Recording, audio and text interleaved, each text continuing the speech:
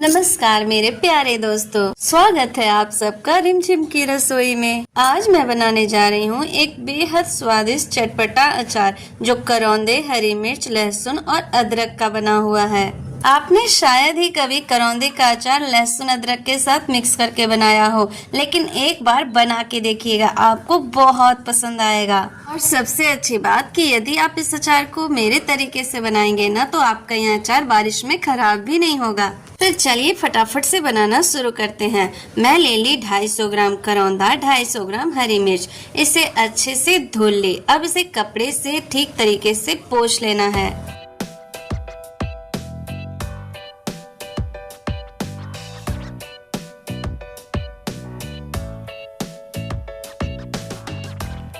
जब कपड़े से इसका पानी सूख जाए ना, तो 10 मिनट के लिए बस इसे पंखे की हवा में रख दीजिए। इस तरीके से ना ये अच्छे से ड्राई हो जाएगा। और यही काम हम लहसुन के साथ भी करेंगे। मैं लहसुन एक दिन पहले ही छिलकर लंच बॉक्स में रख दी थी। लहसुन को भी हम पंखे की हवा में रख देंगे। तो चलिए इसका मसाला तैयार करते हैं। मसाले के लिए मैं 2 चम्मच धनिया, 2 चम्मच सौंफ और 1 चम्मच जीरा ले ली। इन तीनों को ना एक साथ रोस्ट करना है लो फ्लेम पे।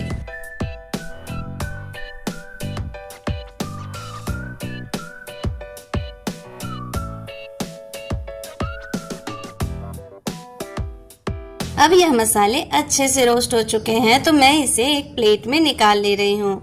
अभी रुकिए, इतने ही मसालों में हमारा काम नहीं चलेगा। अभी तो मैं आधी चम्मच मेथी, आधी चम्मच अजवाइन और 1 चम्मच भर के मैं सरसों ले ली। इन सबको भी ना अच्छे से रोस्ट कर लेना है। मैं अलग अलग इसलिए रोस्ट करना बता रही हूँ ना, क्योंकि धनिया, जीरा, सौंफ यह एक तरह से मतलब एक जैसा रोस्ट होता है, और सरसों, मेथी, अजवाइन यह एक जैसा रोस्ट होता है। इससे क्या होगा ना कि कोई मसाला ज्यादा न कम भुनाएगा। जीरा, धनिया, सौंफ एक जैसा भुनाएगा, तीनों में एक जैसा टाइम लगता है। और मेथी, सरसों, अजवाइन ये तीनों एक जैसा भुनाएगा। इन तीनों में एक जैसा टाइम लगता है, क्योंकि हमें मेथी, सरसों और अजवाइन को ज्यादा देर तक नहीं भुनना होता है। मेथी, सरसों, अजवाइन ये तीनों ना हल्का भुनाता है तो टेस्ट सही रहता है, नहीं तो कड़वा हो जाता है। अब मिर्च के सारे डंठल को निकाल लेना है। अब हम करौंदे को ना काट लेंगे, बस 2-2 पीसेस में, ज्यादा पीसेस में नहीं काटना है, बस 2-2 पीसेस में काटना है, क्योंकि ये छोटे छोटे साइज के ही होते हैं। यदि आप करौंदे के बीज भी निकालना चाहते हैं, तो जिसके बीज थोड़े से हार्ड हैं, वो आप निकाल दें। इसी तरीके से ना हम सारी चीजों को, यानी कि करौंदे को, मिर्च को, अदरक को, इन तीनों चीजों को काट लेंगे। इस करौंदे और मिर्च वाली अचार में ना लहसुन और अदरक का कॉम्बिनेशन इतना अच्छा लगता है ना, कि आप जब एक बार बनाएंगे ना इसे, तो बार बार बनाएंगे। करौंदे तो सिर्फ बारिश के मौसम में ही मिलते हैं, सालों भर तो मिलते नहीं। इसलिए बारिश के मौसम में जितना अचार आपको बनाकर रखना है, आप बना सकते हैं। अचार आपको इतनी अच्छी लगेगी ना कि जब भी आप कुछ खाएंगे तो ये अचार जरूर साथ मिलेंगे। हाँ, इसमें इस बात का जरूर ध्यान रखिए, जैसे कि जितना हमारा करौंदा है और जितना मिर्च है, उससे आधा हमें लहसुन लेना है, और अदरक जो है ना बिल्कुल थोड़ा सा लेना है, बस स्वाद के लिए। हम अदरक अचार के रूप में इसे नहीं डाल रहे हैं, इसे ना बस स्वाद के लिए डाल रहे हैं, इसलिए अदरक ना थोड़ा सा ही रखें।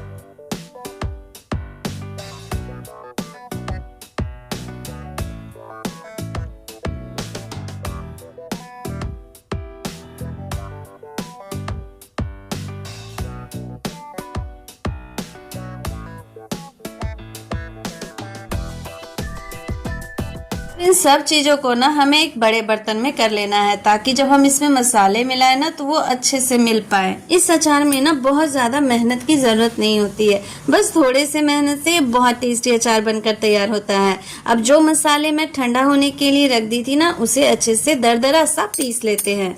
अब हमारा अचार के लिए दरदरा मसाला तैयार है। जब भी किसी अचार के लिए आपको मसाला तैयार करना हो, तो वो दरदरा ही होना चाहिए। दरदरा मसाले का स्वाद जो होता है अचार में बहुत अच्छा आता है। अब इसमें ना 2 चम्मच सफेद नमक डालेंगे। मेरा बड़ा चम्मच है इसलिए मैं 1 चम्मच डाली। आप 2 चम्मच सफेद नमक, 1.5 चम्मच काला नमक, 1.5 चम्मच हल्दी, 2 चम्मच लाल मिर्च पाउडर, थोड़ा सा ऐसे ही अजवाइन, सौंफ और कलौंजी हल्का सा ऐसे ही डाल दें। और जो दरदरा मसाला तैयार था ना, उसे भी हम इसमें मिलाकर एक साथ अच्छे से मिला लेंगे। मैं जिस तरीके से यह अचार बना रही हूँ ना, आप भी उसी तरीके से यह अचार बनाइएगा, आपको बहुत अच्छा लगेगा।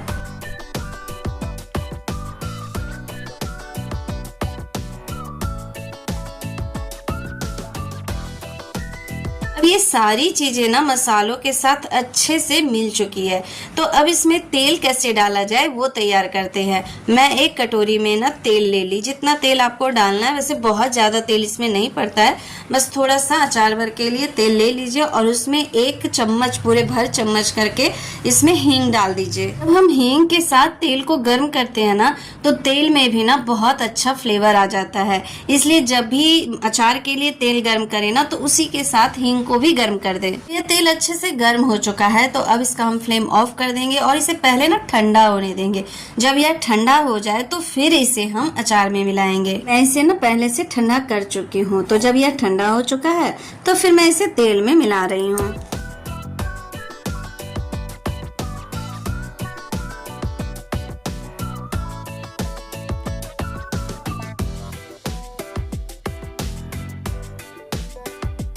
अब यह हमारा बहुत ही टेस्टी, स्वाद भरा, लाजवाब अचार जो है बनकर तैयार है। मैं इसे ढककर रख दी थी और दूसरे दिन मैं इसको दिखा रही हूँ। यह कितना सुंदर हो चुका है और सॉफ्ट हो चुका है। मैं एक दिन पहले, यानी मैं रात में यह अचार बनाई थी और आपको मैं यह फिर उसके दूसरे दिन सुबह में दिखा रही हूँ, यानी पूरा 24 घंटा भी नहीं हुआ है, लेकिन आप देख सकते हैं कि यह अचार सॉफ्ट हो चुका है। अब इस बारिश के मौसम में अचार को किस तरीके से जार में रखा जाए, ये भी बहुत इम्पोर्टेंट है।